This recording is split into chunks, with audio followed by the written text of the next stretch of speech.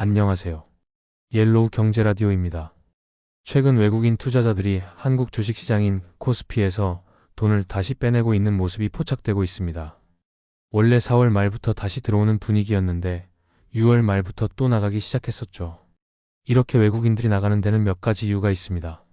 하나는 여름 시즌이 다가오면서 서서히 자금을 옮기는 걸 수도 있고요. 또 중요한 이유는 미국 경제가 생각보다 너무 좋아서 금리 인하 속도가 느려질 것 같다는 점이에요. 미국과 한국의 금리 차이가 벌어지면 외국 자금이 빠져나가고 환율 문제도 생길 수 있거든요.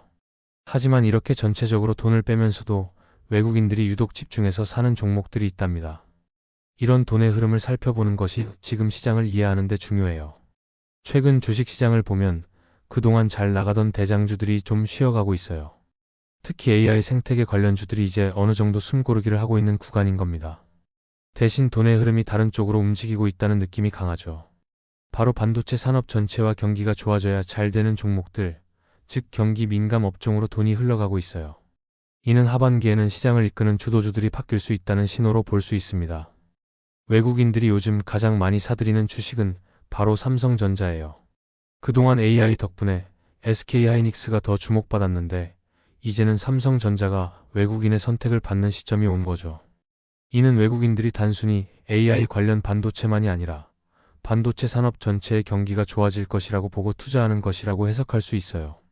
삼성전자는 AI처럼 좁은 분야가 아닌 넓은 의미의 반도체 사이클 회복에 투자하기 좋은 대표 주식이라는 거죠. 삼성전자 2분기 실적이 안 좋을 것 같다는데 왜 오를까? 라고 생각할 수도 있지만 실적이 안 좋을 거라는 예상은 이미 주가에 대부분 반영되어 있습니다. 외국인들이 두 번째로 많이 산 종목은 POSCO 홀딩스예요.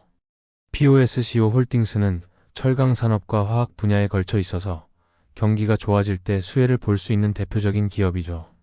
특히 중국이 철강 생산량을 줄이기 시작하면 철강 업황이 좋아지고 이는 POSCO 홀딩스 주가에도 긍정적일 것으로 예상돼요.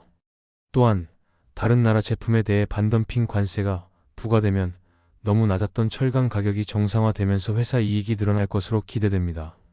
외국인뿐만 아니라 기관 투자자들도 POSCO 홀딩스를 많이 사고 있어서 돈의 흐름이 철강, 화학 쪽으로도 바뀌고 있다는 것을 알 수 있어요. 그 다음으로 외국인들이 사는 종목 중에 LG화학과 LG에너지솔루션도 있어요.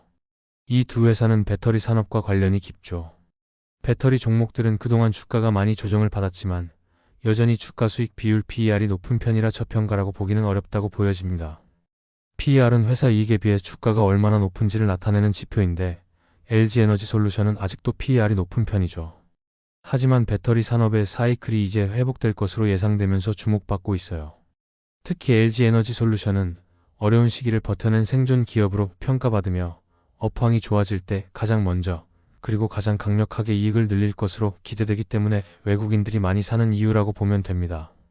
지금 바로 큰 돈을 넣기보다는 조금씩 맛보기로 담아보고 날씨가 쌀쌀해지는 연말부터 본격적으로 투자하는 전략이 맞다고 봅니다. 외국인들은 앞서 말한 종목들 외에도 여러 기업에 관심을 보이고 있어요.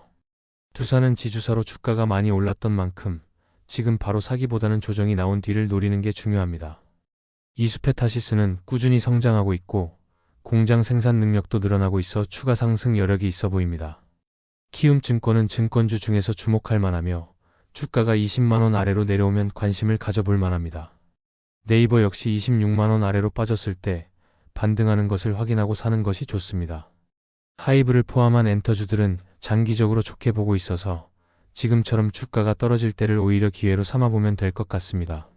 삼성전기는 스마트폰 등에 들어가는 부품 MLCC과 새로운 기술인 유리기판 때문에 성장 가능성이 높다고 보고 주봉 차트의 중요 가격대 위로 올라왔을 때 사는 것이 좋습니다.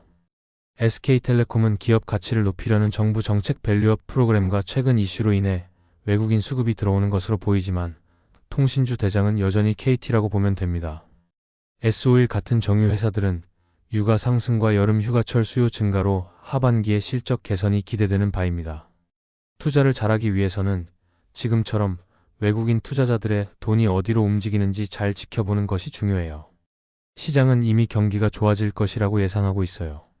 그래서 먹고 살기 힘들다고 느끼는 지금 오히려 경기가 좋아져야 오르는 종목들이 움직이기 시작하는 거죠.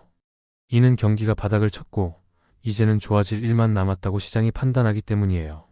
따라서 경기 민감 업종에 관심을 가질 때이지만 주가가 떨어지고 있는 중에 섣불리 잡는 것은 위험할 수 있어요.